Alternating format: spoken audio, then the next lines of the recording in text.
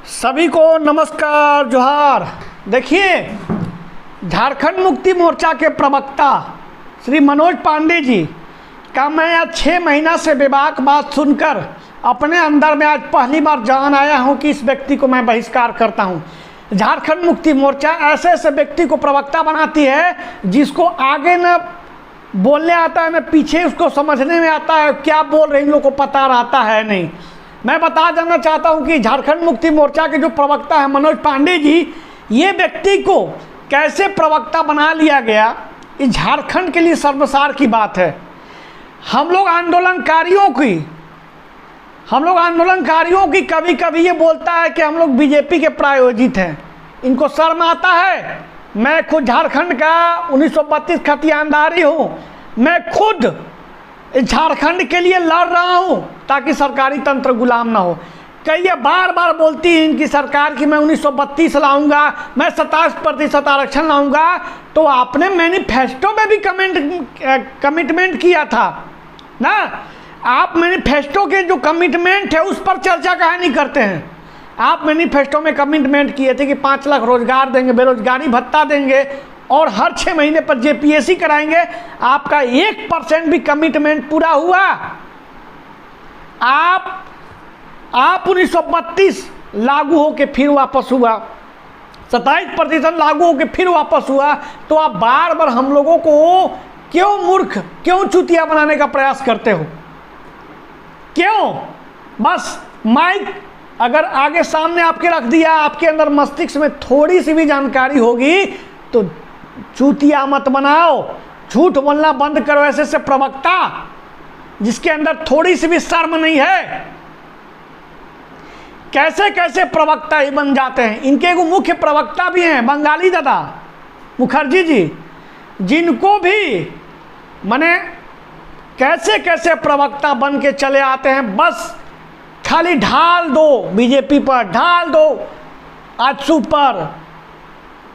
अरे वो भी तो 15 साल राज किए हैं ना। चलिए मैं मुद्दे पे बात करूंगा कि ऐसे ऐसे प्रवक्ता जो झारखंडी माई मिट्टी का पुत्र कहे जाने वाले मुख्यमंत्री, जो बाहरियों को खुद गुलाम बनाने के लिए, अरे झारखंडियों को खुद गुलाम बनाने के लिए बाहरियों को आगमन दे रहे हैं, इस सरकारी तंत्र को गुलाम बना रहे हैं। आप देख लो कि जितने भी बड़े बड़े ऑफिसर हैं तो कौन है? बाहरी लोग। जितने भी बीडीओ जितने भी हैं सब कौन है? बाहरी लोग।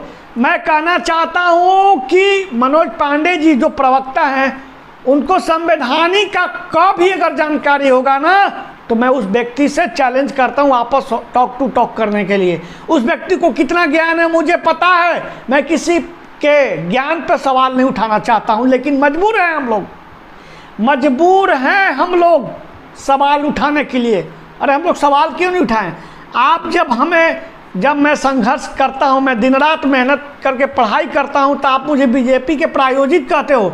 तो मैं भी कहना चाहता हूं कि आप बाहरी प्रवक्ता हो, आपको संवैधानिक का जानकारी नहीं है। आप झारखंड के संघर्षों के बारे में आप नहीं जानते हैं। बस पार्टी के फंड में दुनिया भर का पैसा उठा के प्रवक्ता बना दो, देते रहो, चीट चट बोलते रहो। और मैं कल बीजेपी के ही प्रवक्ता प्रतुल साहदेव जी का एक बात मुझे याद आती है। कल द फॉलोअप में इंटरव्यू ले रहे थे संजय सर से उन्होंने बताया कि मुख्यमंत्री जो कमिटमेंट करते हैं वो कभी पूरा नहीं करते हैं। तो मैं पूछना चाहता हूं प्रतुल साहदेव जी, आप बीजेपी के प्रवक्ता हैं, बहुत एक सम्मानीय व्यक्ति हैं, लेकिन आपके मुख से ये जो बात निकलता है, मैं पूछना चाहता हूं कि आप विपक्ष दल के प्रवक्ता हो। आपकी विपक्ष दल में भारतीय जनता पार्टी की जो बीजेपी है वो छात्रों के लिए कितना सड़क पे उतरी है, वो छात्रों के लिए जो इतना लंबे लंबे केस खाए हैं वो कितना हद तक सपोर्ट की है? कोई कुछ नहीं भैया। सब ये झारखंड के चीटपट आदमी हैं। यहाँ के बच्चों को, यहाँ के झारखंडियों को मूर्ख बनाते रहो, बस सत्ता में आने की तैयारी है। मैं सत्ता में किस प्रकार आऊँ और झारखंड के विचारधारा, जिस विचारधारा से लोग जिस प्रकार चल रहे हैं, अगर आज देवेंद्र दा, हमारे झारखंड के मनोज दा, चंदन जी, योगेश भाई, ये लोग आज हम लोग, सत्यनारायण सोलह जो मैं खुद हूँ ना, ये लोग आज नहीं संघर्ष करते हैं तो झारखंड कभी जगता नहीं। झारखंड के लोग कभी जागरूक नहीं होते हैं। अपने हक अधिकार के लिए मैं खुद, हम और हमारे टीम के सदस्य जितने भी जेएसएसयू के हैं लोग हैं, सब लोग FIR खा करके बैठे हुए हैं।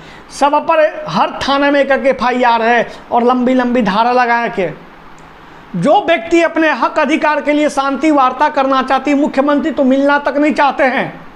और मैं बीजेपी जो विपक्ष दल की नेता प्रतिपक्ष के लोग हैं, कितने लोग झारखंड के छात्रों की आवाज़ को मजबूत करते हैं? कोई नहीं। वो भी आएंगे इसी प्रकार हम लोगों को झूठा वादा देकर अपने कार्यक्षेत्र में कार्य करेंगे। लेकिन अब समय आ गया कि इन बाहरी प्रवक्ता को बाइकआउट करिए। जो व्यक्ति झारखंड के हित में बात नहीं करे, जो व्यक्ति बाहरियों को बुला रहे हैं, झारखंड को गुलाम बना रहे हैं और फिर देखिए चिकनी चुपड़ी बात करते हैं, तो ऐसे ऐसे को प्रवक्ता जेएमएम पैसे देकर बनाती है फालतू बोलने के लिए। और मैं विपक्ष दल के लोगों से भी कहना चाहता हूं कि विपक्ष की भूमिका आप नहीं निभाते हो। विपक्ष की भूमिका देवेंद्र नाथ महतो का जितना भी जेएसएसयू का टीम है वो निभाती है।